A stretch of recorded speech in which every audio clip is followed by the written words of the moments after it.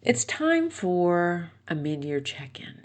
Hey, this is Tracy with Tracy Talks. Welcome. So I have been spending some of this Cancer season reflecting. Do you do mid-year reviews?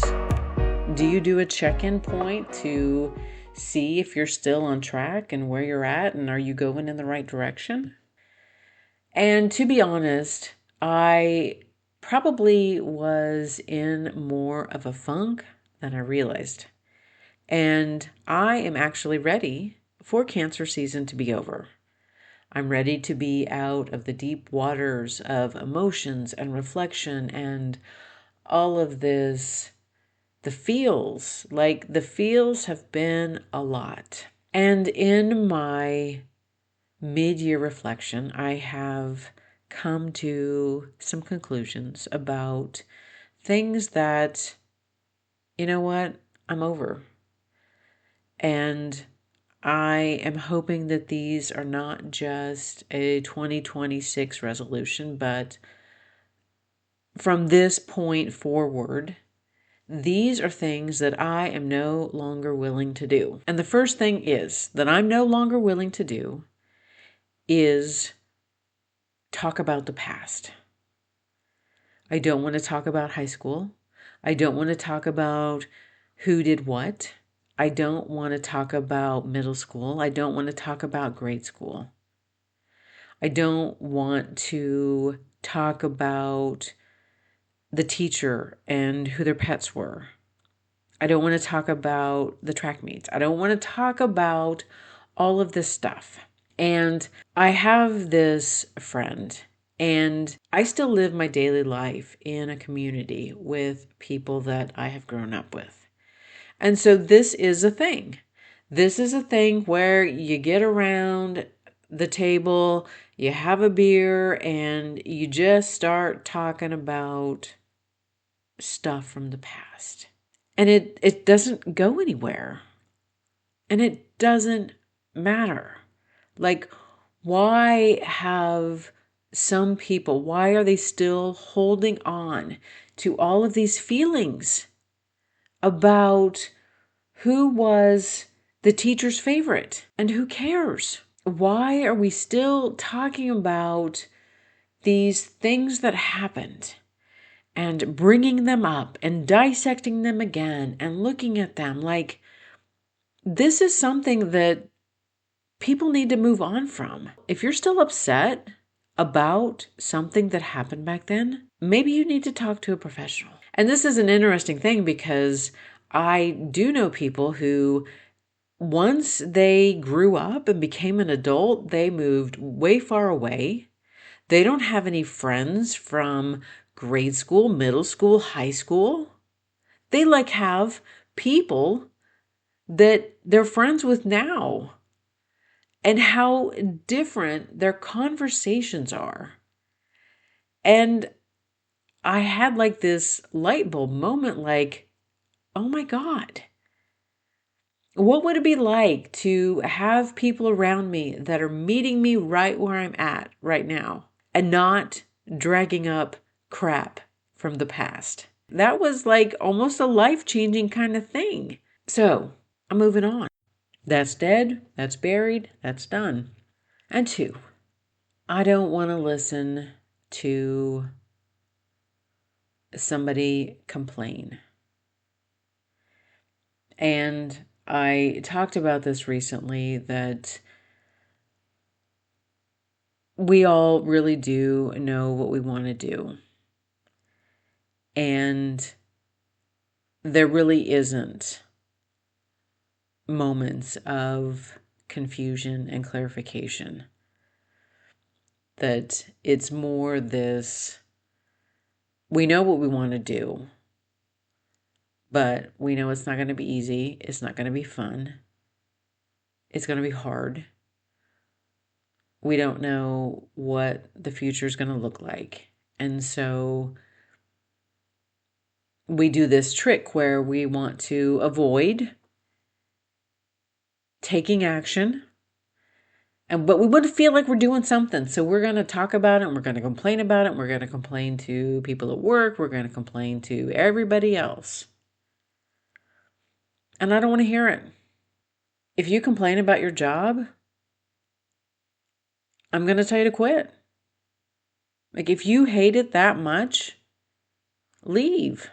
If you don't like the people that you work with that much, quit. And if you're like, but I can't, then stop complaining and be grateful and be thankful that you have a job, that you can pay your bills. Or the people with relationships.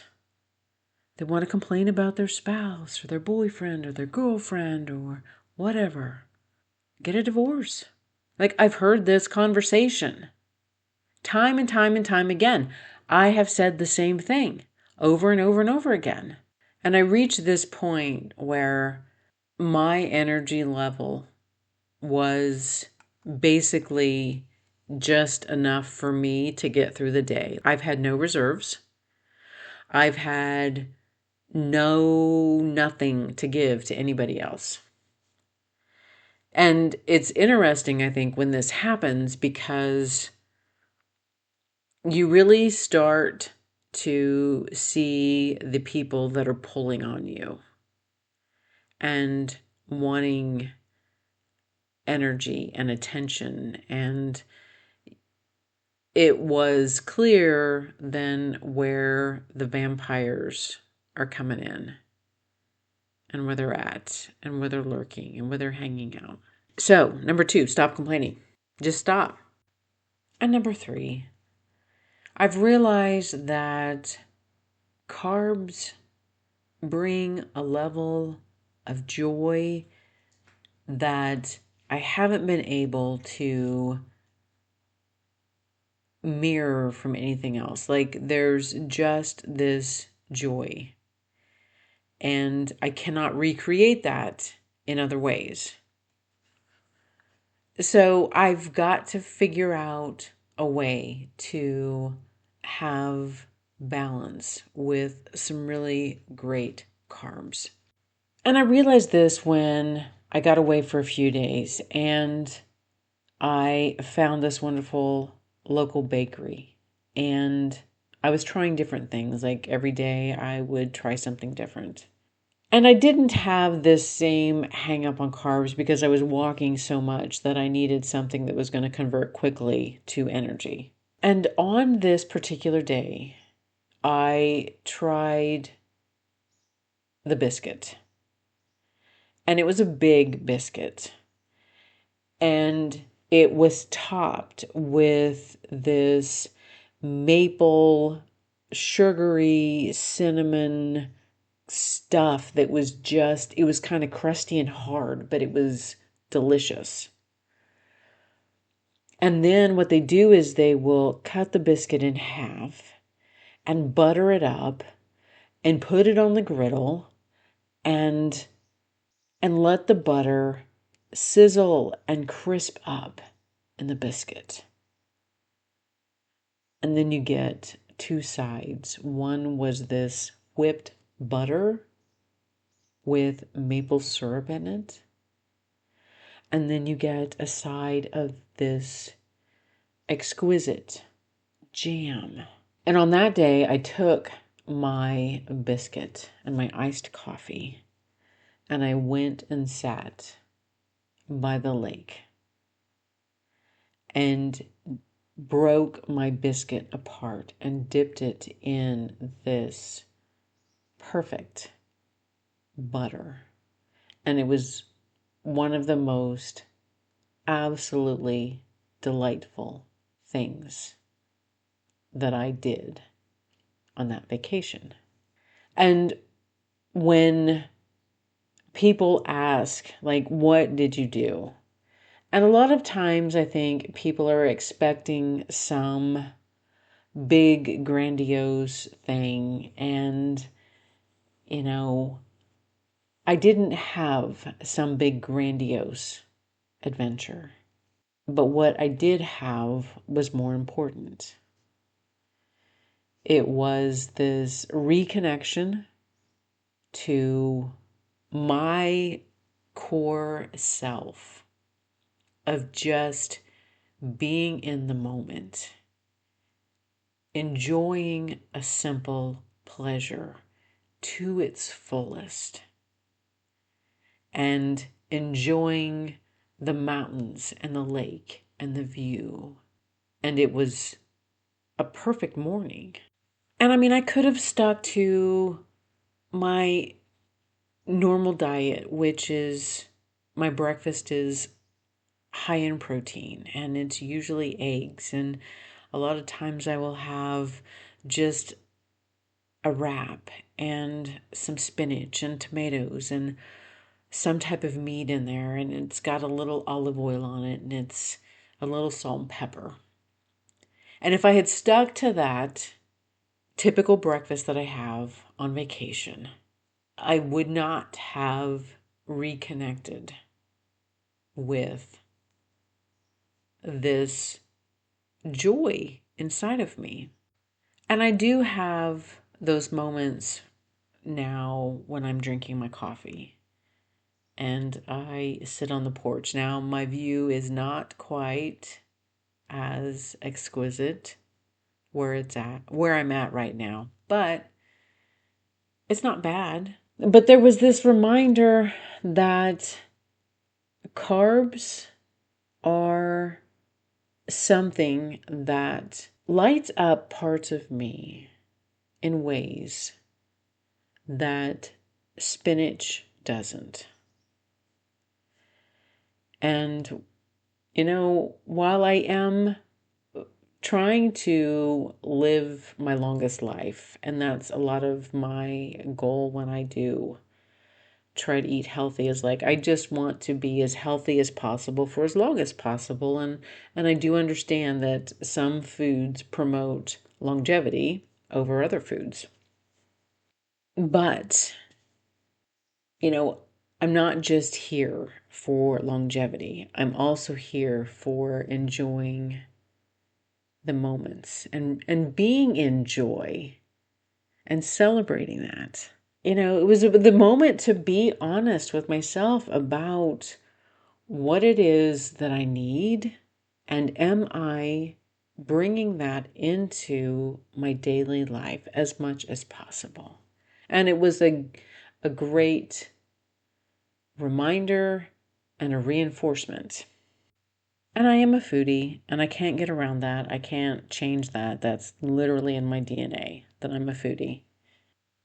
And I mean, if I have to sum it up, these three epiphanies and these three things that I have got a little more clarity on really are just stemming from this place of wanting things to flow easily and well.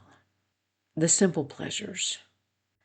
And as for relationships, I reminded a friend of mine that if you're in a relationship with somebody that you're truly aligned with, that you appreciate the same things and you enjoy the same things and you have the same likes, that you have less disagreements.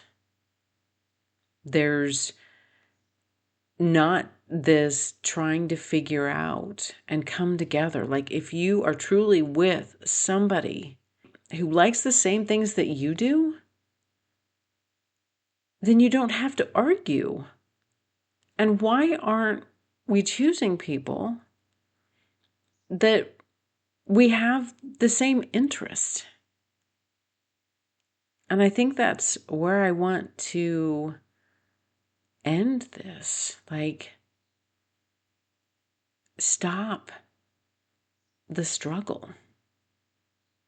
And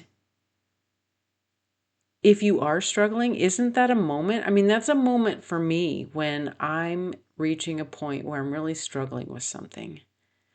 And I have to look inside myself and ask, why am I struggling? And maybe this isn't the place where I need to be.